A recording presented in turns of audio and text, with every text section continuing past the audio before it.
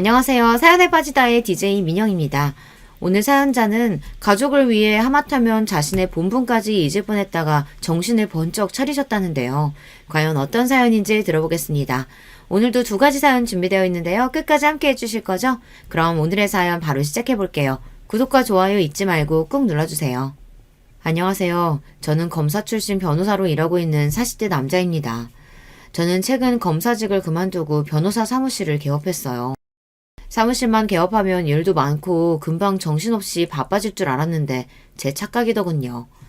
검사를 그만둘 때 주변 선후배들이 그냥 그만두지 말고 붙어 있으라고 법원 밖으로 나오면 세상이 차갑다고 하더니만 그게 사실이더라고요. 제가 지금까지 40년 넘게 살면서 최근처럼 한가하게 살아본 건 처음이에요. 그동안은 매일 일에 치여서 항상 가정에 소홀한 남편, 애들 일에는 관심 없는 아빠, 부모님 일은 항상 뒷전인 아들이었는데 사무실 개업하고 마땅히 일이 많지 않다 보니 매일 칼퇴근은 물론이고 주말에도 매주 쉬었죠. 갑자기 달라진 일상에 놀란 건 저뿐만이 아니라 가족들도 마찬가지였어요. 매일 7시면 집에 들어오고 주말에도 항상 집에 있으니 다들 어색해하는 것 같더라고요. 한가해진 제 모습에 아이들은 좋아했지만 아내와 부모님께서는 걱정을 하셨습니다. 이번 주도 일이 별로 없어? 자꾸 이래서 사무실세나 제때 낼 수 있는 거야?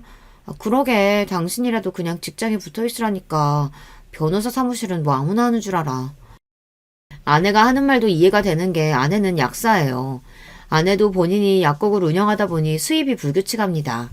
그런 와중에 저까지 잘 다니던 직장을 때려치우고 사무실을 내버렸으니 걱정이 이만저만이 아니었죠. 그럼 내가 대책도 없이 그만뒀을까봐? 나도 다 생각이 있으니까 걱정하지 마. 검사로 일할 때는 애들한테 신경 안 쓴다고 매일 다른 아빠하고 비교하더니만 이제야 좀 아빠 노릇 하려니까 왜 또 잔소리야. 애들하고 시간 많이 보내는 거야 좋지만 가장이 일은 해야지. 왜 그렇게 사람이 중간이 없어? 이렇게 한가한 것도 잠깐이야. 이제 조금 있으면 입소문 나서 금방 또 바빠질 거야. 그때 가서 또 애들하고 시간 안 보내니 어쩌니 그러지 말고 지금이라도 그냥 좀 쉬게 놔둬. 그때까지만 해도 시간이 지나면 금방 알아서 일이 잘 풀릴 줄 알았어요. 물론 저도 아내의 잔소리가 다 듣기 싫었습니다. 저도 지난 15년 동안 하루도 쉬지 않고 일만 하며 살았는데 적어도 몇 달은 여유 좀 부려도 되는 거 아닌가 싶어서요.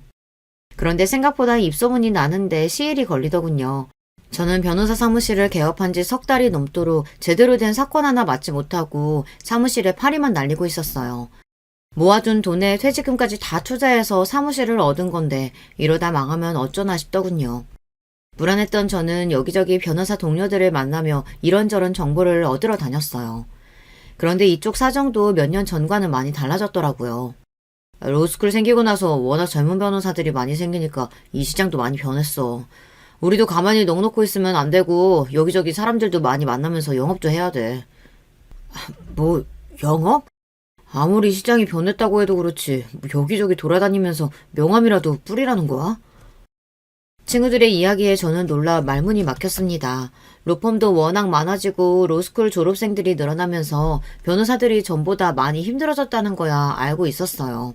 하지만 이 정도로 힘들 줄은 몰랐어요. 너희 아버지 제약회사 임원으로 퇴직하셨잖아. 그럼 병원이나 약사들 아는 사람 많으실 거 아니야. 그쪽으로 한번 제대로 소개받아서 영업해봐. 요즘은 이것저것 기웃거리면서 일거리 찾아다니는 것보다 전문 분야 하나 뚫어서 일하는 게 제일이야. 현재 변호사로 사무실을 개업해 일하고 있는 친구들 이야기를 듣다 보니 제가 현실을 제대로 알지 못한 채 무작정 사표를 내고 나왔구나 그런 생각이 들더라고요. 친구들 말처럼 저는 우물 안에 개구리가 맞았습니다. 법조인이면 학교에서 배운 대로 세상을 조금 더 나은 세상으로 만들고 정의 구현에 힘쓰는 일이라고 생각했는데 아니었어요. 검사든 변호사든 처자식의 생계가 달린 일이니 먹고 살려면 뭐든지 해야 하죠. 저는 친구들의 조언을 받아들여 그 주 주말에 아이들을 데리고 본가에 갔습니다. 친구 녀석들에게 들은 대로 아버지께 도움을 받고자 해서요. 하지만 그 또한 쉽지만은 않았습니다. 저희 아버지께서 보통 고지식한 게 아니에요. 사실 청렴하고 윤리적인 걸로 따지면 제가 아니라 저희 아버지께서 법조인이 되셨어야 해요. 그 정도로 앞뒤 딱 막히고 융통성 없는 걸로 유명해서 법 없이도 살 뿐이셨죠. 어려서부터 아버지는 우리 집의 가장이나 왕이나 다름없었어요. 워낙 고지식하고 본인만의 철학이 확실한 분이다 보니 자식뿐만 아니라 어머니까지 아버지의 말대로 하지 않으면 난리가 났죠. 제가 검사가 됐던 것도 동생이 일찍 시집을 간 것도 다 아버지의 계획이셨어요. 우리 집의 모든 일은 아버지의 결정으로 이루어지지 않은 게 없을 정도로 하나부터 열까지 다 아버지의 생각대로 움직여야 했어요. 사실 저는 검사보다 학교 선생님이 되고 싶었어요. 그래서 교대에 가려고 했는데 아버지의 반대로 법대에 가야 했습니다. 네 성적이면 법대 들어가고도 남을 실력인데 아깝게 교대는 무슨 교대야? 괜한 소리 하지 말고 아버지가 시키는 대로 법대 들어가서 군 제대하자마자 사법고시 준비해. 지금이야 나이도 먹고 제 가정도 생겼으니 아버지의 말에 한마디 토라도 달 수 있지만 어린 시절부터 학창시절까지는 아버지가 무서워서 제 생각을 제대로 이야기하지도 못했어요. 그래도 애가 고등학교 1학년부터 3년 내내 지망학교로 교대라고 쓸 만큼 선생님이 하고 싶다는데 자기가 하고 싶은 대로 좀 하게 놔둬요. 그전까지 아버지에게 찍소리도 안 하시던 어머니마저 제 꿈을 위해 처음으로 아버지에게 반기를 드셨지만 통할 리 없었습니다. 고등학교도 간신히 졸업한 당신이 뭘 한다고 떠들어? 내 아들은 내가 잘 알아. 오태영, 내 아들은 앞으로 큰일 할 녀석이야. 좁아터진 학교에 있기는 아까운 놈이라고. 40년 넘게 평생 직장생활만 하셨던 아버지는 당신이 평생 남의 밑에서 회사만을 위해 젊은 날을 바치며 살아온 게 가장 큰 후회가 된다며 저에게는 항상 남자는 사회에 큰 업적을 남길 수 있는 큰 사람이 되어야 한다고 하셨어요. 그게 바로 검사였죠. 정치부 검사가 돼서 신문이나 뉴스에 제 이름이 나오는 그런 검사가 되었으면 좋겠다고 하셨어요. 아버지의 말을 거역할 수가 없었던 저는 검사가 됐습니다. 결혼도 검사가 되자마자 1년도 되지 않아 아버지의 지인 소개로 만난 여자와 결혼했어요. 아내는 아버지께서 잘 아시는 대형 약국 원장님 소개로 만나게 됐죠. 제가 원해서 나간 선자리는 아니었지만 그래도 아내와는 서로 성격이나 취미도 잘 맞아서 만난 지 1년 만에 결혼을 결심했어요. 그전에도 크게 여자한테 관심이 있거나 제대로 된 연애를 해보지 않아서 아내 정도면 결혼해도 되겠다는 생각에 고민할 거 없이 결혼했죠. 그때까지도 아버지는 제 인생의 가장 큰 결정권자였고 그 점에 저도 불만이 없었습니다. 그런데 제가 검사를 그만두겠다고 했을 때 아버지와 꽤 오래 실랑이를 벌였어요. 저는 이미 회의감이 들 정도로 검사라는 일에 정이 떨어진 상태였고 아버지는 그런 제 마음을 이해해 주실 리 없었습니다. 사표는 절대 안 돼. 너 사표 내는 날에 이 아버지랑 인연 끝나는 줄 알아? 아버지 직장 다닌 거에 비하면 얼마 안 되지만 저도 15년 넘게 검사로 살았어요. 이 정도면 저도 할 만큼 했다고 생각해요. 제가 원하던 일은 아니었어도 신입 검사 시절에는 나쁜 놈들 감옥에 보내며 희열을 느끼기도 했습니다. 그런데 연차가 점점 쌓일수록 검사라는 게 항상 바르고 옳은 일만 할 수 있는 사람이 아니구나. 이런 걸 점차 깨닫게 되면서 이 일에 회의감이 들었어요. 어느 순간 이러다가 내가 검사가 아니라 범죄자에 더 가까운 인간이 될 수도 있겠다는 생각에 겁이 확 들더라고요. 그래서 그만두게 된 거예요. 아버지에게 보여주기 위해서라도 더 변호사로서 확실한 입지를 다지고 싶었던 건데 제 생각처럼 일이 잘 돌아가지 않으니 결국엔 아버지께 도움을 받고자 찾아갔습니다. 아이들을 데리고 간 이유는 저 혼자 가면 아버지께서 저와 절대 마주 앉아 식사도 안 하시려고 하셔서 애들을 데리고 간 거예요. 애들이라도 데리고 가면 아버지께서 손주들 왔다고 반겨주시고 같이 앉아서 식사라도 하시거든요. 그러니까 네 말은 지금 나더러 내 아들 변호사 됐으니 일 좀 달라고 친구들한테 구걸이라도 하란 소리냐? 역시나 아버지는 제 입에서 아시는 분들을 소개해달라는 말이 나오자마자 눈을 크게 뜨시고 원성을 높이셨어요. 아버지, 그런 말이 아니고요. 변호사는 특정 전문 분야가 있으면 홍보하는 데 더 좋다고 해서요. 이 기회에 아버지 주변 분들 제가 도와드릴 수 있으면 더 좋잖아요. 아이고, 기껏 나라에 보탬되는 일 하라고 평생 뒷바라지 해뒀더니만 이제는 아예 장사꾼이 됐어. 씨알도 안 먹히는 소리였습니다. 아버지는 제가 검사로 있는 지난 15년 동안 주변에서 별의별 부탁을 받았어도 저를 생각해서 한 번도 제게 부탁을 해본 적이 없다고 하셨습니다.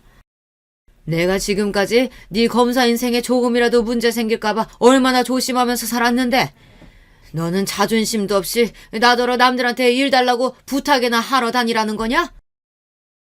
평소 같으면 아버지가 그 정도 하시면 저도 더 말하지 않았을 텐데 그날은 유독 저도 기분이 안 좋기도 했고 속상해서 말이 좋게 나가지 않았습니다. 제가 지금까지 아버지가 시키는 대로 다 하면서 살았는데 아버지는 이 정도 부탁도 못 들어주세요? 알겠어요. 저도 더는 아버지가 시키는 대로 안 할 거니까 그런 줄 아세요. 아버지와 제 사이가 틀어지기 시작한 건 그때부터였습니다. 저도 처자식이 있고 나이도 들었으니 이제 아버지께서 저를 이해해 주실 줄 알았는데 아버지의 마음은 달랐나 봐요. 한 번도 아버지의 말씀을 거역한 적이 없었던 제가 상의도 없이 검사일을 그만두고 변호사로 개업하겠다고 하니 아버지도 실망이 이만저만이 아니셨나 보더라고요. 처음 몇 달은 저를 보고 싶어 하시지도 않았어요. 그때가 아마 제 인생에서 가장 힘들었던 시기였던 것 같아요. 변호사 사무실만 개업하면 알아서 손님이 줄을 설 줄 알았는데 그렇지 않더라고요. 인터넷에 아무리 홍보하고 광고를 하고 다녀도 눈에 띄게 일이 늘어나지 않았습니다. 거기다가 급한 마음에 들어오는 대로 무슨 일이든 해보겠다고 닥치는 대로 일을 받아서 했더니 오히려 검사로 일할 때보다 회의감이 들 때가 더 많더라고요. 제가 그래도 사법고시 성적도 꽤 우수했고 검사로서의 위치도 괜찮았던 사람인데 일이나 구걸하러 다니고 변호하고 싶지 않은 범죄자들까지 변호하고 다니려니 하루하루가 쉽지 않았습니다. 그래도 워낙 일감이 많지 않다 보니 한 사건 한 사건이 저에게는 중요했습니다. 회의감이 들든 자괴감이 들든 들어오는 대로 열심히 하다 보면 언젠가는 변호사로서도 자리를 잡을 수 있는 날이 올 거라고 기대했어요. 제가 원래 이런 사람은 아니에요. 무엇보다 제 자존심이 가장 중요한 사람이었는데 저도 나이가 들기는 하는지 사람이 좀 변하긴 변하더라고요. 그전에는 아내가 조금만 듣기 싫은 소리를 해도 버럭버럭 소리를 지르고 다 귀찮아했었는데 검사 일을 그만두고 저도 별의별 일을 다 겪고 나니 나 자신보다 중요한 게 있다는 사실을 알게 됐습니다. 가족들과 떨어져 산 세월이 길어서 그런지 아내나 자식들이나 제 편이 하나도 없더라고요. 한 번은 이런 적이 있었어요. 한참 변호사 사무실에 일이 없어서 혼자 우울해서 술을 먹고 대리를 해 집 주차장에 도착했습니다. 제가 깨워도 계속 안 일어났는지 대리기사가 저를 차에 둔 채 돌아갔더라고요. 제가 잠에서 깼을 때가 새벽 1시가 넘었었어요. 저는 놀라서 핸드폰부터 확인했는데 저에게 걸려온 전화가 하나도 없더라고요. 순간 마음이 울컥할 정도로 좋지 않았습니다. 남편이자 아버지가 연락도 없이 새벽 1시가 될 때까지 집에 들어오지 않았는데 어떻게 아내도 아이들도 전화 한 통을 안 할 수가 있나 싶어서요.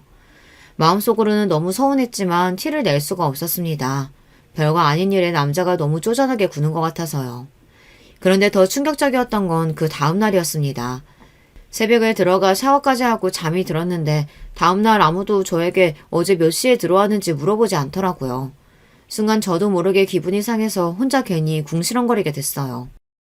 아빠가 어제 저녁에 늦게 들어왔는데 어떻게 한 놈도 연락을 안 할 수가 있어? 당신도 그래. 남편이 새벽까지 안 들어왔는데 잠이 와?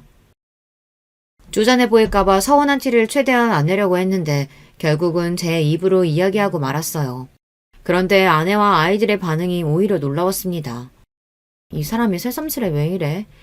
결혼하고 지금까지 10년 넘게 같이 사는 동안 당신이 언제 나한테 몇 시에 들어왔냐, 몇 시에 잤냐 한 번이라도 물어본 적 있어? 내내 남처럼 살아놓고 이제 와서 왜 친한 척이야, 어색하게. 자고로 부모는 자식의 거울이라 했어. 아빠는 지방 있는 동안 내 생일날도 한 번도 전화 안 했으면서 내가 아빠 들어왔는지 안 들어왔는지 확인까지 해야 돼? 그러게. 너희 아빠 웃긴다. 회사 그만두는 것도 일절 상의도 없이 마음대로 정한 사람이 갑자기 귀찮게 왜 저런다니? 내가 놀면서 그랬어? 일이 바쁘니까 그런 거지. 사람이 농담 한 번 한 거 가지고 괜히 왜 정색하고 그래? 생각지도 못한 아내와 아들의 반응에 저는 너무 무안해서 괜히 큰 소리를 냈어요. 사실 저도 다 압니다. 제가 검사 일을 하는 동안 너무 바빠서 아내 혼자 아이들을 다 키웠어요. 심지어 검사 일이라는 게 직업을 많이 옮겨 다니기도 해서 둘째 돌 지났을 때부터 학교에 들어갈 때까지는 제가 지방에 있는 바람에 아내가 혼자 애 둘을 키웠습니다. 그때 아내와 정말 많이 싸운 것 같아요. 주말에도 일이 많으면 올라오지 못해서 2주에 한 번 집에 올까 말까였는데 오랜만에 만나서도 얼굴만 보면 서로 싸워서 한 번은 제가 한 달 동안 집에 안 올라온 적도 있었어요. 그런데 그때 하필이면 둘째가 열감기가 심하게 걸려서 아내가 혼자 고생했나 봐요. 그때부터였던 것 같아요. 아내가 저를 남보듯 하기 시작한 게요. 아빠, 그냥 할 말 없으면 말하지 마. 지난 몇 년간 아빠 지방에서 이런다고 엄마가 혼자 얼마나 고생을 많이 했는데 미안한 줄도 모르고 아직도 그렇게 일핑계만 대? 엄마는 뭐 일 안 하고 놀았냐? 딸까지 나서서 저에게 뭐라고 하는데 말문이 턱하고 막히더군요. 처음엔 이 집에서도 내 편이 아무도 없구나 싶은 마음에 서운하다가 순간 정신이 번쩍 들었어요. 마치 지금의 제 모습이 예전에 저희 아버지를 보는 것 같아서요. 어머니도 저도 동생도 아버지와 말이 통하지 않아 언젠부턴가는 아예 말도 안 하고 눈도 제대로 마주치지 않고 한 집에 살아도 남처럼 지냈거든요. 지금 생각하면 제가 너무 생각이 없었던 것 같아요. 아내는 혼자 약국에 출근하면서도 애 둘까지 키우느라 고생이 이만저만이 아니었을 텐데 당시에 저는 제 일이 너무 많고 잠도 제대로 못 자가며 일한다고 매일 힘들다고 짜증만 부렸던 것 같거든요. 저는 절대 아버지 같은 남편, 아버지가 되고 싶지 않았었는데 어느새 저도 아버지와 똑같은 어른이 되어 있었어요. 그제야 그동안 제가 얼마나 잘못하고 살았는지 뼈저리게 느끼게 됐습니다. 그러다 보니 어떻게든 제 힘으로 더 성공하는 모습을 가족들에게 보여주고 싶었어요. 그리고 전과는 달리 좋은 아빠, 좋은 남편이 되고 싶었어요. 그런데 그것도 쉬운 일은 아니더군요. 사람이라는 게 다 때가 있는 거더라고요. 저 나름대로 아내에게 전보다 살갑게 대하고 아이들과도 잘 지내보려고 노력했지만 이미 서로의 마음에 쌓인 서운함과 실망감이 쉽게 해소되지는 않더라고요. 그래도 저는 끝까지 포기하지 않고 앞으로 남은 인생은 일보다 아내와 아이들을 위해 살겠다 다짐했어요. 평소 안 하던 짓을 갑자기 한다는 게 저로서도 쉬운 일은 아니었습니다. 하지만 몇 년 후 아이들이 모두 다 성인이 돼서 독립해 나갈 때 후회하지 않는 삶을 살기 위해 노력하기로 했습니다. 저는 주어진 대로 일도 열심히 하면서 가정에도 소홀하지 않기 위해 퇴근하고 집에 돌아오면 아내와 함께 저녁 준비를 했어요. 주말에는 무슨 일이 있어도 가족들과 시간을 보냈습니다. 처음엔 낯설어하던 아내와 아이들도 제가 노력하는 모습을 보고는 조금씩 마음을 여는 것 같았습니다. 제가 노력하니 확실히 많은 게 달라지더라고요.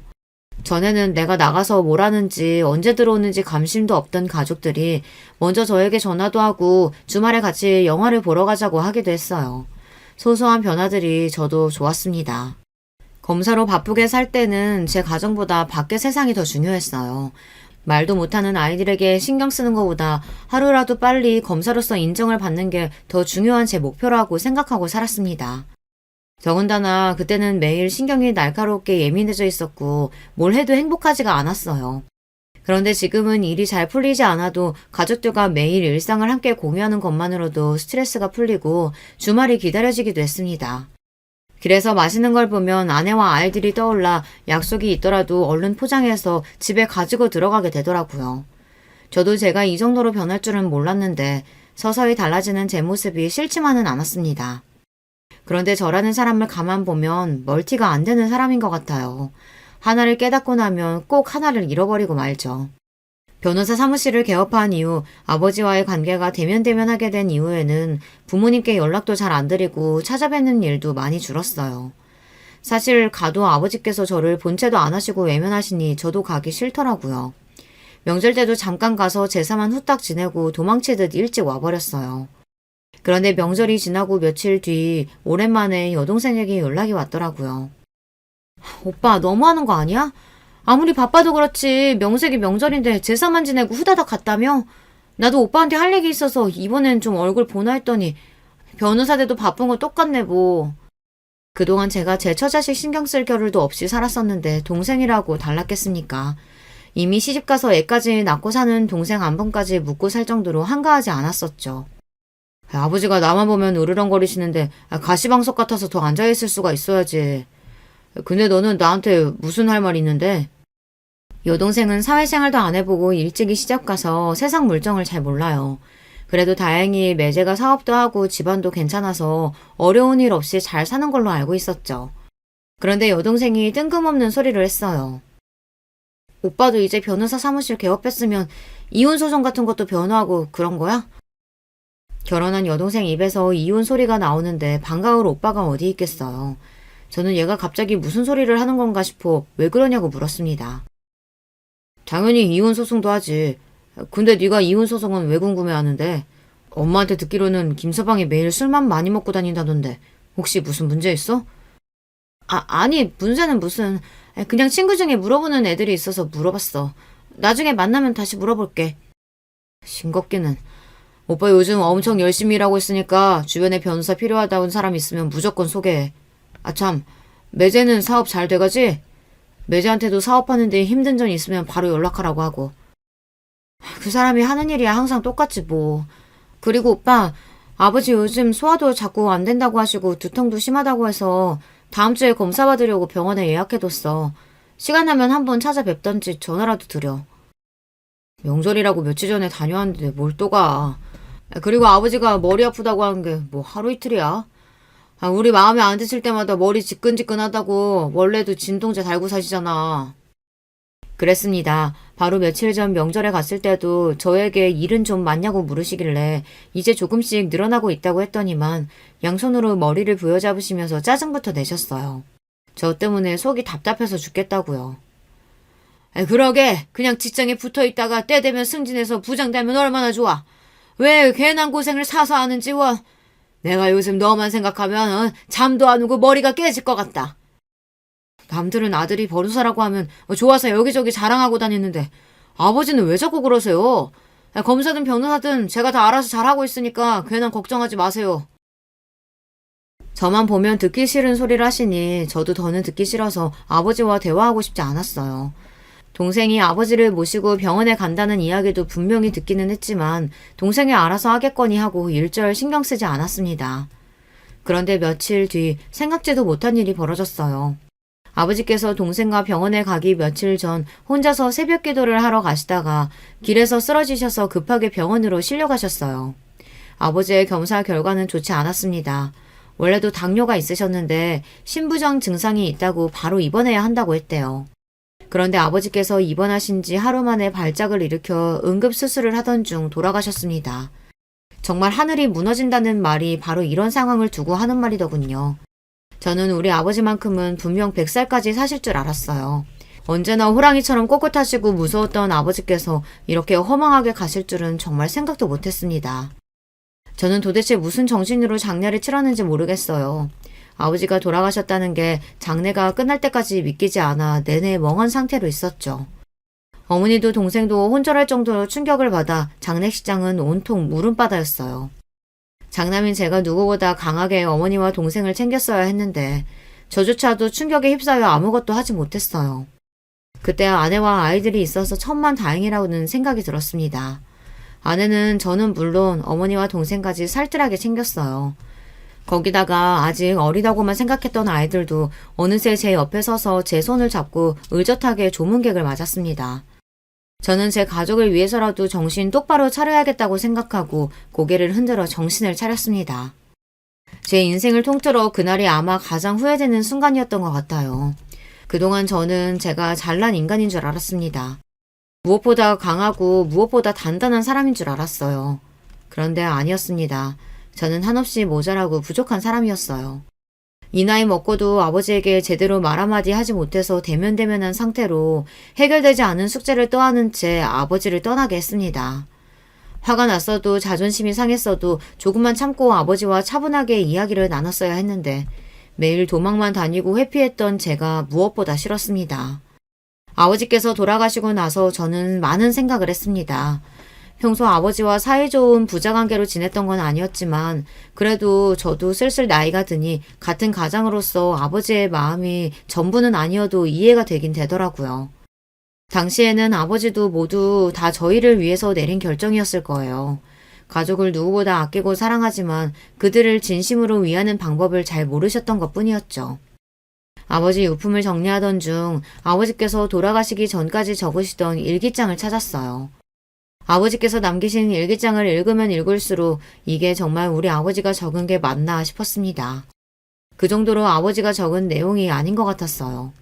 일기장에는 온통 가족들을 걱정하고 위하는 마음이 그대로 담겨 있었습니다. 아내고 딸이고 둘 다 마음이 약하고 여려서 걱정이다. 그래도 아들이 있어서 다행이다. 언제나 똑똑하고 현명한 우리 아들이 어련히 알아서 아내와 태미 잘 챙길 거라 믿는다. 평생 엄마나 여동생에게 말이나 행동 모두 다정하게 구신 적도 없는 아버지였지만 그래도 항상 마음으로는 걱정하고 계셨는지 돌아가시기 직전까지 어머니와 동생을 걱정하시며 제가 알아서 잘 할 거라고 믿고 계시더라고요. 아버지의 일기장은 저의 보물 1호가 됐습니다. 아버지와 제 사이에 정이라고는 없다고 생각했었는데 그 일기장을 보고 나서는 아버지께서 저를 얼마나 소중하게 생각하셨는지 알겠더라고요. 아버지의 일기장이 효과가 있었던 게 그 전에는 나 사느라 바빠서 어머니나 동생을 돌봐야겠다는 생각조차 안 했었는데 그래도 아버지 돌아가시고 나서는 확실히 전보다 어머니나 동생이 마음이 쓰였어요. 아버지 말대로 엄마나 동생 둘 다 저랑 달리 마음도 약하고 힘든 일이 있어도 잘 말을 안 하는 성격이라 제가 더 자주 챙기려고 노력했죠. 그러던 중 생각지도 못한 일이 벌어졌습니다. 그날은 어머니 생신이 지난 지 며칠 되지 않았을 때였어요. 아버지가 돌아가시고 나서 처음으로 맞는 어머니 생신이라 이래저래 마음이 쓰여서 가족들 모두를 우리 집으로 초대했어요. 어머니도 처음엔 아버지 돌아가신 지 얼마나 됐다고 생일을 챙기냐고 하셨지만 막상 집에 모두 모이니 어머니도 덜 우울해하시고 손주들 재롱에 미소도 지으셨습니다. 어머니도 어머니였지만 그날 여동생이 더 신경 쓰였던 게 동생 얼굴이 너무 좋지 않았어요. 원래도 입이 짧고 먹는 걸 즐겨하지 않는 애라 워낙 몸도 마르고 잔병치레도 달고 사는 애예요. 평소에도 컨디션이 좋을 때보다 좋지 않을 때가 많은 앤데 그날은 유독 말도 없고 힘도 없는 게 걱정이 되더라고요. 그래서 며칠 후 회사 근처에서 동생이 좋아하는 빵을 사서 퇴근길에 잠깐 들렸어요. 여동생이 다른 건 몰라도 어려서부터 빵이라면 자다가도 벌떡 일어났거든요. 일이 늦어져서 시간이 늦었길래 빵만 잠깐 주고 가려던 참이었습니다. 그런데 초인종을 눌러보니 조카가 나오더라고요. 늦은 시간인데 동생이랑 매제 둘 다 집에 없다네요. 외삼촌, 엄마, 아빠가 술 마시고 온다고 해서 차 가지고 데리러 나갔어요. 늦은 저녁이긴 해도 술 먹고 취하기에는 아직 이른 시간이었는데 매제가 술을 얼마나 마셨는지 벌써 취해서 동생의 술집으로 데리러 나갔다고 하더라고요. 그 소리를 듣는데 저는 미간이 확 구겨졌습니다. 원래 결혼 초기부터 매제가 술을 좋아해서 동생이랑 자주 싸우는 건 알았었는데 애까지 낳고도 저러고 사는지는 몰랐어요. 아빠 평소에도 술 많이 먹고 들어오니? 그럴 때마다 엄마가 데리러 나가고? 오늘은 아빠가 지갑 주고 나갔다고 엄마한테 돈 가지고 나오라고 하신 거고 평상시엔 우리 잠들어야 들어와요. 아빠가 너무 시끄럽게 해서 자다가 깨기는 하지만. 아빠가 술 먹고 오면 지하 못 자게 시끄럽게 해? 나도 못 자긴 하는데 엄마는 아예 자지도 못하게 아빠가 매일 소리 지르고 혼내요. 돈 아껴 쓰라고 카드도 막 뺏고. 어른으로서 조카한테 부부 사이 일을 꼬치꼬치 물어보지 말았어야 했는데 저도 모르게 제 동생이 안쓰럽고 걱정이 되니 절로 질문이 쏟아지더군요. 시간이 꽤 늦고 조카가 하품하며 졸려하는데도 동생이 돌아오지 않길래 제가 방에 들어가 조카를 재우고 나왔습니다. 그때였어요. 동생이랑 매제가 도착했는지 현관문을 열고 들어오더군요. 저는 자리에서 일어나 현관으로 나가려고 했어요. 그런데 그때 생각지도 못한 소리를 듣고야 말았습니다. 내가 너 이럴 줄 알았어. 카드 내역 확인 안 했으면 어쩔 뻔했어. 남편은 하루 종일 나가서 개고생해서 돈 버는데 마누라라는 건 말도 안 하고 엄마 생일 선물로 30만 원을 써? 네가 생각이 있는 년이야 없는 년이야? 여보 그만해요. 애도 아직 안 잘 텐데 보기라도 하면 어쩌라고 이래요. 찰싹. 순간 저는 제가 잘못 들은 줄 알았습니다. 하지만 이 목소리는 분명 매제가 맞았어요. 매제는 제 동생이 어머니 생신 선물로 30만 원짜리 가방을 샀다는 이유로 막말을 퍼붓고 뺨까지 때리는 것 같았습니다. 저는 순간 이성의 끈이 뚝 끊어졌어요. 저는 생각할 것도 없이 그대로 현관으로 나가 언성을 높였습니다. 자네 지금 뭐 하는 거야? 설마 내 동생 얼굴에 손 찍어만 거야? 형님, 여기는 무슨 일로 연락도 없이 어떻게 오신 거예요? 매제도 제 얼굴을 보자마자 술이 깨는지 눈이 동그래져서 놀란 눈으로 저를 쳐다보더군요. 동생도 놀라기는 마찬가지였어요. 뺨을 손으로 어루만지며 눈물이 가득 고인 눈으로 저를 바라보더라고요. 순간 저는 눈이 획 돌아버렸습니다. 형님 같은 소리 하네. 난 그깟 30만 원 때문에 아내 뺨치는 놈이랑은 형님 매제할 생각 없으니까 입 닥쳐. 태미, 너 지금 당장 짐 싸. 우리 집으로 가게. 형님, 제 말 좀 들어보세요. 형님이 무슨 소리 들으셨는지는 모르겠지만, 장모님 선물 때문만 이런 건 아니고요. 이 여자가 카드값이 나와도 너무 많이 나오니까 제가 한 소리 한 거예요. 한 소리? 어떤 남편이 한 소리 한다고 아내 몸에 손을 대? 자네 사람 잘못 건드렸어. 내가 가면 안 될 거니까 그런 줄 알아. 매제가 남편 감으로 좋은 놈이 아니라는 거 정도는 처음부터 알고 있었습니다. 하지만 제가 할 수 있는 일은 없었어요. 아버지께서 여자는 무조건 돈 많은 집에 시집가야 한다고 해서 매제에 대해 잘 알지도 못하는 상태에서 집안만 보고 동생이랑 선보기해서 결혼시켰거든요. 매제 아버지가 몇 년 전 아버지께서 제약회사에 있을 때 회사에 투자했던 투자자 중 한 사람이에요. 업계에서도 현금 많은 걸로 유명한 집안이라고 하더라고요. 그것만 믿고 동생을 시집 보낸 건데 동생이 결혼하고 나서부터 지금까지 옆에서 지켜보면서 저는 동생이 행복해 보인다고 느낀 적이 없었어요. 하지만 저도 못된 게 그동안은 크게 신경 쓰지 않았습니다. 부부라는 게 원래 다들 그런 거라고 생각했으니까요. 저도 선봐서 한 결혼이었지만 그래도 1년 연애하고 서로 좋아서 결혼해 자식도 낳고 살다 보니 미운정 고운정 다 들어 이제는 싸우지도 않고 살아요. 저는 막연하게 동생도 그런 줄 알았습니다. 그런데 제가 잘못 알고 있었더군요. 그날 동생과 조카를 데리고 나오면서 매제 이놈에 대해 좀 알아봤더니 질이 나쁜 놈이었어요. 심지어 동생 몸에 손을 댄 게 그날이 처음이 아니래요. 신혼 초에는 매제가 거의 매일 술을 마시고 들어와 동생도 기다리다 지쳐 일찍 잠들었는데 매번 새벽에 들어와서는 남편이 안 들어왔는데 자고 있다고 동생에게 발길질까지 했답니다. 애도 못 낳는 게 데리고 살아주면 고마운 줄 알아야지. 남편이 안 들어왔는데 코까지 골고 자고 있어? 너는 친정에서 이렇게밖에 못 배웠냐? 동생이랑 매제가 20대 중반에 결혼을 일찍 했어요. 그것도 다 아버지의 계획이었죠. 동생이 대학 졸업하고 마땅한 직업 없이 집에서 놀고 있으니 보기 싫어서 후딱 시집 보내버린 거예요. 아버지가 하시는 일에 동생네 사돈네가 필요해서이기도 했고요. 이제와 생각해보면 당시에 동생이 결혼하고 싶어 하지 않았던 것 같아요. 선보고 와서 결혼은 아직 이른 것 같다고 조금 더 생각해보면 안 되냐고 어머니에게 이야기하는 걸 저도 들은 것 같거든요. 하지만 그런 이야기를 들어줄 아버지가 아니었습니다. 오히려 아버지는 젊을 때 시집가서 자리 잡고 얌전히 애 키우고 살라고 했어요. 그렇게 부모들이 서둘러 우격다짐식으로 시킨 결혼이었으니 당연히 행복할 리 없었습니다.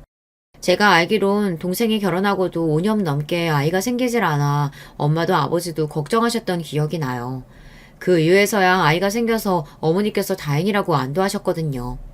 그런데 이번 일로 동생에게 들었는데 동생이 일부러 애를 가지지 않은 거랍니다. 결혼이야 부모님의 성화에 어쩔 수 없이 했지만 아이에 대한 부분은 본인도 겁이 나고 매제에 대한 확신이 없어서 천천히 가지려고 했었대요. 그런데 아이가 생기지 않자 매제가 술만 취하면 자꾸만 동생에게 언성을 높이며 아이가 생기지 않는 게 동생 탓이라고 했답니다. 특별히 병원에서 검사한 것도 아닌데 말이죠. 저는 동생의 말을 들으면 들을수록 마음이 더 답답했습니다. 너는 뭐가 부족해서 저런 놈한테 맞으면서도 참고 산 거야. 설마 애 때문에 참고 산 거야? 오빠는 나에 대해 몰라서 그런 소리 하는 거야. 오빠야 공부도 잘했고 알아서 잘 살았지만 나는 아니잖아. 아버지가 평생 나 볼 때마다 오빠랑 비교하면서 얼마나 한심하게 생각했는데 대학 졸업하자마자 아버지가 시집이라도 가서 집에 보탬 돼야 한다고 매일같이 얘기하셨어. 그렇게 한 결혼인데 내가 어떻게 이혼을 해. 아무리 아버지가 무서워도 나나 어머니한테는 말을 했어야지. 그럼 최소한 우리라도 도와줬을 거 아니야. 내가 말을 안 했을 것 같아? 남편이랑 시댁 때문에 힘들다고 친정에 갈 때마다 이야기했어. 근데 아버지도 엄마도 사업하는 사람들 다 그렇다고 이해하라고 했다니까. 아버지가 그러시는 게 어디 하루 이틀이야? 나한테라도 말했어야지. 명색이 오빠가 검사인데 동생이 맞고 사는 것도 몰랐다는 게 말이 돼? 오빠가 검사라서 말 못한 거야. 아버지가 그러시더라. 행여나 오빠 얼굴에 먹칠할 짓 하지 말라고. 저는 동생의 말에 돌아가신 아버지의 목소리가 그대로 들리는 것 같았습니다. 동생 말이 맞아요. 아버지라면 충분히 그렇게 말하고도 남을 뿐이에요. 하지만 저는 까마득하게 몰랐습니다. 동생이 결혼해 매제와 사는 동안 매일 버티며 참고 살았는데 하나밖에 없는 오빠가 전혀 모르고 있었어요. 알고 보니 동생도 매제에게서 벗어나기 위해 매제와의 문제를 부모님께 말씀드리고 이혼하고 싶다고도 말씀드렸는데 부모님께서 들은 척도 안 하셨나 봐요. 매제가 동생이 돈 쓰는 거 가지고 매번 언성을 높이고 물건을 던지기도 했는데 그런 이야기를 부모님께 할 때마다 심각하게 생각하지 않으셨대요. 오히려 한 번씩 부부싸움 하는 거 가지고 쪼르르 친정에 온다고 뭐라고 하셨답니다. 네가 얼마나 하는 짓이 마땅치 않으면 김서방이 그러겠어? 내 딸인데도 너 하는 짓 보면 나도 답답해 죽겠다. 난 김서방 그러는 거 다 이해된다. 아버지, 딸이 죽어도 그 남자랑은 못 살겠다는데 말을 꼭 그렇게 하셔야겠어요? 그 사람 나 나가서 일 못하게 하면서 돈도 하나도 안 주고 카드 덜렁 한 장만 주고는 1,000원 한 장 쓰는 거 가지고도 매일매일 간섭하고 화만 내요. 김서방이 오죽하면 그러겠냐? 네가 매일 허투루 돈 쓰고 낭비하니까 그러는 거지. 네가 사회생활을 안 해봐서 모르는데 남자들 나가서 돈 버는 거 힘들어. 내가 무슨 돈을 허투루 쓰고 낭비를 한다 그래요. 나 그럴 돈도 없어요. 엄마, 제발 엄마라도 내 편 좀 들어줘요. 나 진짜 지겨워서 못 살겠다니까. 그러게, 애라도 하나 빨리 낳으라고 했잖아. 남자들도 자식 생기면 달라져. 네 아버지 봐라. 저렇게 무뚝뚝한 사람도 네 오빠 생기고 나서 얼마나 집안일에 신경 썼는데. 누가 보다도 저도 잘 압니다. 우리 부모님이 얼마나 말이 안 통하고 답답한 분들인지 말이죠. 동생이 혼자 얼마나 마음고생했을지 제가 너무 늦게야 알아버렸어요. 평생 내 편이어야 할 부모님마저 동생을 외면했으니 동생도 결국은 포기하고 잔뜩 기가 죽어서는 매일 당하고만 산 거예요. 저도 이제야 알게 된 거고요. 더군다나 동생이 모든 걸 포기하고 싶었던 순간 조카가 생겼답니다. 동생은 눈에 넣어도 아프지 않을 조카를 위해서라도 조카가 다 자랄 때까지만 아이만 생각하며 살자. 그렇게 그때부터 영혼은 없이 유령처럼 매제가 시키는 대로 매제가 원하는 대로 해주며 살았답니다. 저는 들으면 들을수록 매제가 한 짓이 괘씸해 참을 수가 없었어요. 며칠 뒤 저는 야심차게 준비한 복수를 매제하게 하기 위해 마음을 단단히 먹고 있었습니다. 매제도 양심에 찔리는 게 있기는 한 건지 제가 동생과 조카를 데리고 그 집을 나와 우리 집으로 오고 나자 매제는 매일같이 저에게 전화해댔어요. 형님, 제발 제 말 좀 들어주세요. 절대 그 사람 말만 듣고 저 판단하시면 안 된다니까요. 나 바로 몇 개월 전까지 검사였고 지금은 변호사야. 설마 내가 한쪽 말만 듣고 상황 판단할 것 같아? 자네는 명백히 가해자야. 그러니까 얌전히 기다려. 조만간 소장 집으로 날려줄 테니까. 제 경고에 매제는 똥줄이 타긴 탔는지 여기저기 변호사를 들쑤시고 다니면서 제가 할 복수에 대비하기 위해 준비를 하는 것 같더라고요. 하지만 소용없었습니다. 제가 이래봬도 검사 경력 15년이에요. 그동안 매제 같은 놈들 수백 명도 더 봤습니다. 자기 능력은 없고 아버지 빽만 믿고 살던 놈들 하는 짓이야 뻔히 다 알아요. 저는 먼저 증거를 수집해 이혼 소장을 먼저 보냈어요. 물론 매제도 그 정도야 예상하고 있었을 거라는 걸 저도 알고 먼저 보낸 거예요. 진짜 이벤트는 그 뒤에 있을 예정이라서요. 역시나 매제는 자기 아버지 뒤로 숨어서 대형 로펌의 유명한 변호사를 고용했더라고요. 그래놓고 본인은 동생을 때리거나 괴롭힌 적이 없다고 딱 잡아댔어요. 거기다가 제 동생은 결혼 생활 내내 아이 낳는 거 말고는 보탬이 된 일이 하나도 없다면서 양육권까지 가져가려고 했어요. 원래 이혼 소송이라는 게 몇십 년 같이 산 부부들도 서로를 바닥까지 끌어내리는 일입니다.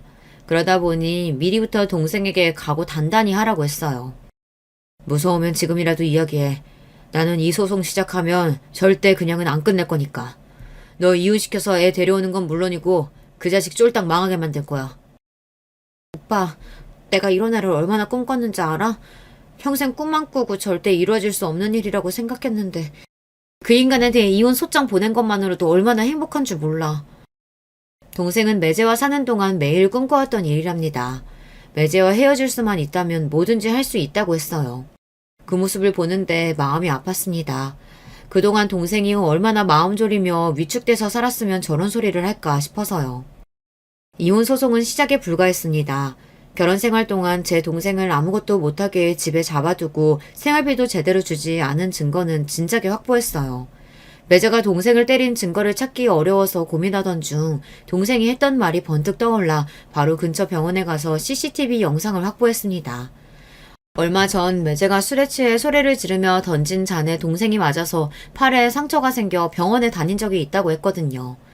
그런데 매제 이 나쁜 새끼가 혹여나 동생이 병원 다니면 본인이 동생에게 손댄 증거가 남기라도 할까봐 병원에 못 가게 했나 보더라고요. 그런데 동생이 집에서 치료를 하다 안 돼서 매제 몰래 병원에 가기는 했나 봐요. 그런데 뒤늦게 동생이 병원에 갔다는 걸 알게 된 매제 새끼가 병원에서 치료받고 나오는 동생의 머리채를 잡았다고 했습니다. 혹시나 하는 마음에 병원에 찾아갔는데 다행히도 병원 에스컬레이터 앞에 CCTV가 있어서 영상을 그대로 다 찍혀 있더라고요. 그렇게 매제의 귀책 사유를 입증한 동생은 이혼 소송에서 이길 가능성이 커졌어요. 그러던 중 조카의 양육권만은 뺏길 수 없었던 매제 쪽 변호사가 계속해서 양육권을 주장하고 있었어요. 그 순간 제가 준비했던 진짜 이벤트가 시작됐습니다. 제가 처음 계획한 대로 매제를 쪽딱 망하게 할 생각이었거든요. 사실 매제네 집안이 뭐라는 집안인지는 저도 결혼 전부터 알고 있었어요. 그래서 더 매제가 마음에 들지 않았지만요. 아버지께서 쉬쉬하시는 바람에 저도 애써 신경 쓰지 않으려고 했던 거죠. 매제네 집안이 지금은 지방 곳곳에서 모텔이랑 호텔 사업을 크게 하지만 원래는 지방에서 술집을 몇십 개씩 하던 집안이었어요. 흔히들 말하는 룸살롱을 운영하다 불법 영업담 속에 여러 번 걸려서 싹 다 접고 모텔 사업으로 변경한 거예요. 원래도 돈이며 인맥이 많았던 집안이다 보니 아버지께서 여러모로 도움이 되겠다 싶어 그런 집에 동생을 시집 보낸 거예요. 그래도 새로 사업을 전향하면서 이미지도 많이 좋아지고 양심적으로 운영하는 줄 알았는데 이번 일로 매제 뒷조사를 하다 보니 구린 냄새가 나더군요. 알고 보니 매제가 사고를 쳐도 크게 치고 있었습니다. 매제 아버지에게서 물려받았다는 모텔만 잠깐 파봤는데도 이상한 점이 있었어요. 계속해서 영업도 하는 거로 나오고 세금도 꼬박꼬박 내기는 하는데 영업이익이 거의 없는 걸로 나왔죠. 더군다나 가장 이상했던 건 모텔에 방이 없다는 겁니다. 경기도 외곽의 조용한 동네에 있는 모텔인데 항상 전화하면 방이 없다고 했어요. 저는 아무래도 이상해서 매제가 운영하는 모텔 근처 관할서에 조사를 의뢰했습니다. 얼마 되지 않아 바로 매제의 뒷더미를 잡고 말았어요. 글쎄 그 모텔에서 불법으로 BJ들을 고용해서 불법 방송을 한 거예요. 심지어 남자들을 방송으로 유인해 돈까지 뜯어내는 등 별의별 짓을 다 했더라고요. 도저히 더러워서 제 입에 올리고 싶지도 않아요. 이미 피해자도 많은 사건이라 제가 손 쓰지 않아도 증거는 차고 넘쳐 매제는 바로 구속됐습니다. 덕분에 양육권은 동생에게 넘어왔어요. 지난 1년 넘게 동생과 저는 소송만 진행하느라 하루도 다리를 뻗고 잡은 적이 없었어요. 매제나 매제네 집안이나 보통 집안이 아니다 보니 혹시나 저나 동생에게 복수라도 할까봐 무서웠거든요. 그나마 다행이었던 건 매제네 아버지, 동생 시아버지께서 매제보다는 나은 분이라는 겁니다. 그 전에 술집을 하면서 불법적인 일을 저지르긴 했어도 새로 사업을 변경하면서 돈도 많이 벌고 이미지 변화에 힘쓰고 계셨는데 아들이 이런 대형 사고를 쳤으니 많이 놀라셨나 보더라고요. 저는 당연히 매제가 한 짓을 매제네 집안에서도 알고 있는 줄 알았는데 전혀 모르고 계셨는데요. 매제가 혼자 저지른 짓이었습니다. 내가 우리 며느리 볼 낯이 없어서 창피한 무릅쓰고 변호사님한테 연락했어요. 사돈이 돌아가시면서 내 딸 잘 부탁한다고 그렇게 부탁했는데 내 자식 놈이 이런 짓까지 저질렀으니 앞으로 내가 죽어서도 사돈 얼굴을 볼 수가 없네요. 혹여나 그놈 출소한다라고 해도 절대 우리 며느리랑 소녀 앞에 나타나지 못하게 할 테니 걱정하지 말고 마음 놓고 살라고 전해줘요. 힘든 일 있으면 꼭 나한테 연락하라고 하고요. 그래도 매제 아버지라는 사람은 말이 좀 통하더군요. 본인 아들이 저지른 짓이니 알아서 책임지겠다고 제 동생에게 위자료도 넉넉히 지급하고 양육비도 매달 지급하기로 합의를 봤어요. 사업에 대한 부분도 불법적인 부분이 있으면 뭐든 인정하고 벌받겠다고 하셨고요. 1년 반 넘게 긴 싸움을 하는 동안 저도 동생도 많이 지쳤었지만 그래도 지금은 괜찮습니다. 동생과 조카도 이사해서 잘 살고 있고 동생도 새로 일자리를 구하기 위해 자격증 시험 공부도 하고 있어요. 이혼 소송을 시작할 때는 마음 약한 동생이 이 힘든 싸움을 잘 견뎌줄 수 있을까 내심 걱정했었는데 끝까지 잘 해내는 모습을 보니 대견하더군요. 그리고 가장 신기한 건 바로 접니다. 그동안 저도 많이 변했어요. 평생 앞에 주어진 일만 생각하며 앞만 바라보며 살아왔는데 동생의 일을 같이 해결하는 동안 사람이 사는 데 있어 가장 중요한 건 역시나 가족이라는 생각이 들더라고요. 아무리 바빠도 우리 가족과 동생과 조카 그리고 어머니와 함께 한 달에 한 번은 무조건 모두 모여 밥도 먹고 여행도 가고 해요. 물론 만날 때마다 티격태격 싸우긴 하지만 그래도 이제는 전처럼 서로 미워하진 않아요. 이런 모습을 하늘에서 아버지도 뿌듯하게 바라보고 계시겠지 싶습니다. 앞으로는 저희 가족의 앞날에도 꽃길만 펼쳐질 거라고 응원하는 댓글 많이 남겨주세요. 끝까지 저희 이야기 들어주셔서 감사합니다. 여러분의 가정도 언제나 편안하시길 바랄게요. 안녕하세요. 요즘처럼 오락가락하는 날씨에 괜스레 마음까지 뒤숭숭해지는 날입니다. 뭐 하나 진득하게 해봐야 하는데 날이 후덥지근하니 만사가 귀찮고 뭐 좀 해보려 문을 열고 나가면 비가 쏟아져서 하루를 망치는 것 같은 때죠. 그렇게 시시각각 바뀌는 환경에 영향을 덜 받을 수 있도록 더 굳은 다짐으로 나아가야겠다고 오늘도 마음먹어 봅니다. 그래서 이렇게 무더운 날씨에도 노트북 앞에 앉아 오랜만에 타자를 띄엄띄엄 써보고 있습니다. 전부터 꼭 한번 보내보고 싶었던 사연을 쓰기 위해서요. 반갑습니다. 나이가 들다 보면 자기소개를 할 기회가 많지 않아서 뭐라고 저를 설명해야 할지 모르겠지만요. 저는 60대 초반의 평범한 여성입니다. 수다스럽고 얄밉지만 웃긴 남편, 순둥이 같은 강아지 이렇게 셋이서 살고 있어요. 우리 부부 사이엔 딸아이 하나가 있는데 같은 동네에서 홀로 살고 있고요. 부모라면 의뢰 비슷할 텐데 저는 딸만 생각하면 웃음이 나오기도 한숨이 나오기도 합니다. 혼자서도 알아서 잘해 나가는 모습을 보면 흐뭇해 웃음이 나오고 또 반대로 혼자 있는 그 모습이 안쓰러워 한숨이 나오기도 하죠. 원래 딸은 혼자가 아니었거든요.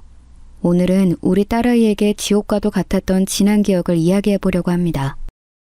저는 결혼을 꽤나 늦게 한 편이었어요. 당시 20대 후반이면 주변에 비해서 늦은 편이었거든요. 그도 그럴 게 가정 형편이 너무나 안 좋았습니다. 결혼 같은 건 꿈도 못 꿀 정도로요. 아버지는 공장에 다니시다가 팔을 다친 뒤로 아무 일도 하지 못한 채 집에만 계셨고 엄마는 청소일을 다니셨어요. 낮이든 밤이든 새벽이든 상관없이요. 엄마가 그렇게 쉴 틈 없이 일해봤자 셋이 먹고 살기에는 턱없이 부족했습니다. 매일 몸이 끊어질 듯 일하고 집에서도 몸이 불편한 아버지의 수발을 드는 엄마를 보면서 저는 어떻게든 빨리 돈을 벌어야겠다고 생각했어요. 그러지 않으면 엄마가 곧 우리를 떠나거나 아니면 아예 이 세상을 떠날지도 모른다는 생각이 들었거든요. 아마 아빠도 그렇게 생각했을 거예요. 그러니 엄마가 수발을 드는 것에 한마디 거둔 적이 없으셨던 거겠죠. 그렇게 다정하고 친절하던 아빠였는데 그 일 뒤로 아예 입을 닫아버리셨습니다. 우리 집은 정말 위태로웠어요. 언제 모두가 함께 이 세상에서 사라져도 이상하지 않을 정도로. 저는 학교를 그만두고서 곧장 공장에 다니며 일을 했습니다. 여자의 나이도 어리고 집안도 좋지 않았던 저는 툭하면 저를 무시하고 하대하는 주위 사람들 틈에서 쥐꼬리만한 주급을 받아가며 힘든 시간을 보냈어요. 그때 정말 매일 기도했던 것 같아요. 어떻게든 시간이 빨리 흘러서 30대, 40대가 되고 싶다고요. 잠도 많이 잘 수 있고 사고 싶은 걸 살 수 있고 부모님에 대한 걱정을 떨쳐버릴 수 있는 그런 나이가 되고 싶다고 매일 신께 기도했죠. 보통 그 나이 또래엔 아무 걱정 없는 게 일반적일 텐데 저는 일찍이 세상에 대한 온갖 고민과 걱정, 역경을 미리 겪어서 그런지 그 뒤로는 어떤 풍파가 다가와도 우습게 보이더라고요. 그게 불행인지 다행인지 모르겠지만 그렇게 저는 20대 중반까지 오로지 일만 하면서 부모님을 모셨습니다. 제가 돈을 버니 엄마가 일을 줄일 수 있어서 좋았고 그래서 아빠의 부담이 덜어지는 것 같아 마음이 편했어요. 실제로 집안 분위기도 많이 좋아졌고요. 살기 힘든 건 여전한데 서로의 짐을 나누고 있다는 사실만으로 든든한 마음이 들기도 하더군요. 엄마는 일만 하는 저를 보면서 이제 시집 갈 때도 됐는데 다른 일을 알아보는 건 어떠냐고 말씀하셨죠. 그때마다 저는 다른 일 구하기엔 제가 배움이 짧고 결혼 같은 거 생각 안 하고 있다고 웃으며 대답했습니다.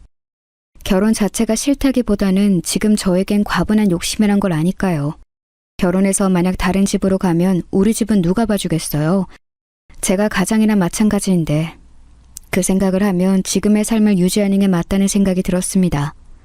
물론 저도 아쉬웠죠. 꽃같은 20대에 연애 한번 안 해보고 어두컴컴한 공장 하늘만 바라보면서 세월을 보내야 한다는 게. 하지만 인생은 늘 그렇게 두 가지 모두를 가져갈 수 없더라고요. 하나를 선택하면 그 정도 값어치에 상응하는 다른 하나를 포기해야 하는 게 인생의 법칙이란 걸 저는 일찍이 알고 있었습니다. 그렇게 20대 후반이 됐을 무렵 저에게 처음으로 다가온 사람이 있었어요. 다른 공장에서 단기 파견 온 직원이었죠. 그 사람은 일반 사무직이었고 잠깐 현장을 살피는 일을 하던 사람이었어요.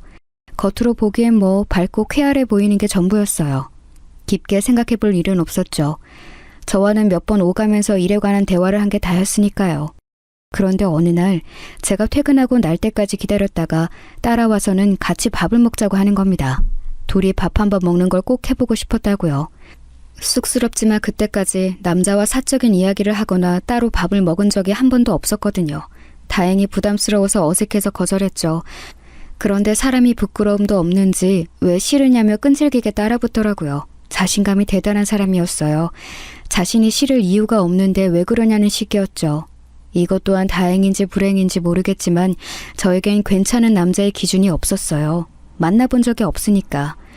그러다 보니 본인의 입으로 자신이 괜찮다고 대놓고 이야기는 그 사람의 말을 쉽게 믿게 된 거죠. 정말 그런가 싶은 마음으로 제안을 수락하게 되었는데 그게 시작이 되어 결국 결혼까지 하게 되었네요. 그야말로 번갯불에 콩 구워 먹듯이 했죠. 알고 보니 남편은 저보다 한 살이 어리더라고요. 머리에 피도 안 마른 조그만 놈이 그렇게 와서 치댄 거였죠. 어이가 없어서.